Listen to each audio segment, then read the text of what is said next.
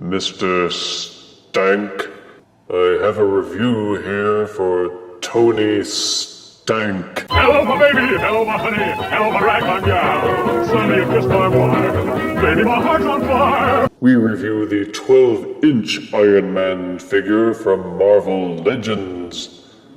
Marvel Legends has had great success with their 6-inch figure lines, which usually include several figures in a set and build a figure pieces to keep you buying them all. Deciding to piggyback off that success, Legends recently came out with a small line of 12-inch figures in an attempt to provide something a bit more premier than the hollow shampoo bottle-style Titan figures.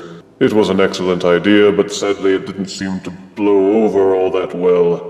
People just didn't want to pay over $50 for a larger figure when they could get a 6-inch version for only $20. But some places now have them on clearance, and they are becoming more desirable as a result. The Iron Man figure box is simple and rectangular. It seems a bit fancier with shiny, glossy foil artwork and reflective bits on some parts. See, you can see it there. Nice and shiny.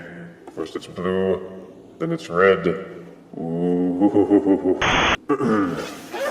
Anywho, the front shows off everything that comes in the box. The foil bits are somewhat deceptive because they make it look like the chest and laser blast pieces will light up. Spoiler alert, they don't. But they didn't waste any space on bios or advertisements for the other figures, which makes the packaging somehow even seem a bit more deluxe. Which is a pity because the box will soon be destroyed as we remove Iron Man from the box and review him properly. Out-of-box 12-inch Legends Iron Man comes with 2 sets of interchangeable hands. One open hand and a closed, clenched fist of fury. He also comes with an alternate Tony Stark head and 2 translucent blue laser hand blasts or foot jet blast accessories. The 12-inch Iron Man has excellent coloring. The only thing that would have made it better is if the red were a shiny metallic plastic instead of the flat red that they seem to have gone with.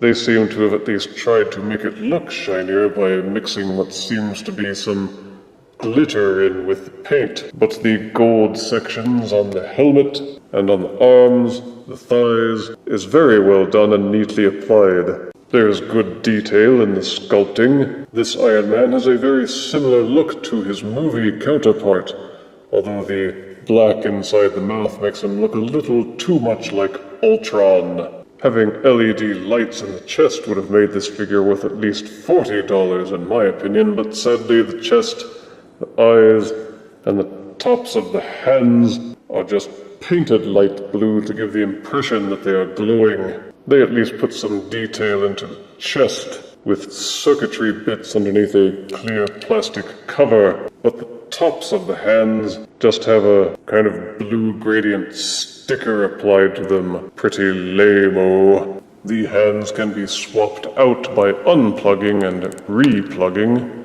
Ditto with the head, which can be traded out for his rather gormless-looking Tony Stank head. Stank. The laser blasts can be plugged into the open palm hands to make it look like he's shooting lasers or catching snowballs. They can also be plugged into his feet to convey the illusion of jet propulsion. For articulation, the 12-inch Iron Man figure has a head that will rotate 360 degrees and also tilt slightly forwards and backwards on its ball socket joint.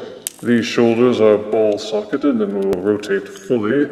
They will also splay outwards, nearly 90 degrees. Thankfully, they made the shoulder pads slightly rotatable, so that they don't get in the way and block movement. Upper bicep rotation is included, as well as a rather stiff double-jointed elbow. The hands will rotate fully in their sockets and are also hinged so that they will tilt slightly up and down. Again, these panels on top of the hands will tilt slightly so that you can get more dynamic poses without the armor bumping into itself. This section of the upper body will swivel for some limited waist rotation. It feels a bit stiff and I don't feel comfortable rotating it any further than this. It will also tilt forwards and backwards slightly for spine rotation. There's also a second waist hinge that is very heavily ratcheted and will click loudly as you tilt it backwards and forwards.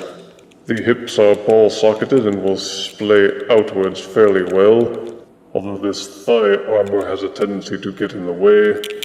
There is an upper thigh rotation. It will rotate nearly 180 degrees on both sides for some wacky Charlie Chan style action. Like the elbows, the knees are double jointed and allow for excellent rotation.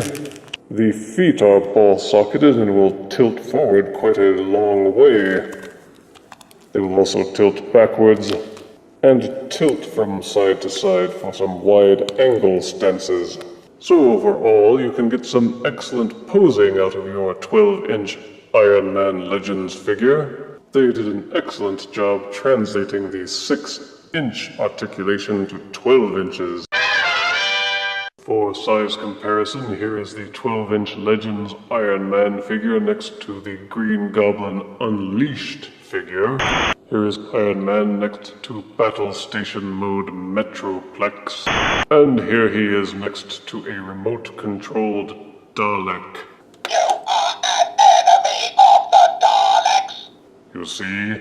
LEDs.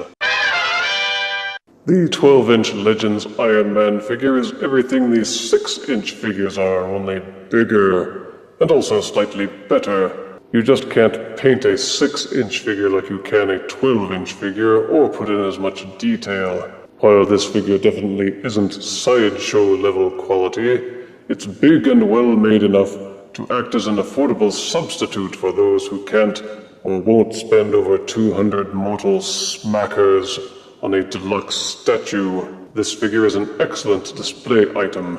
It is well painted and well detailed, highly posable, and comes with enough accessories that you don't feel cheated. Negative aspects include some flimsy shoulder pads, no LED lights, and the hands look like they could have done with some more depth. But overall, the 12-inch Iron Man Legends figure receives 8 out of 10 deaths. And of course, Tony Stink's head. If you refuse me, honey, you lose me, then you'll be left alone. Oh, baby, tell them all, and tell me I'm your own.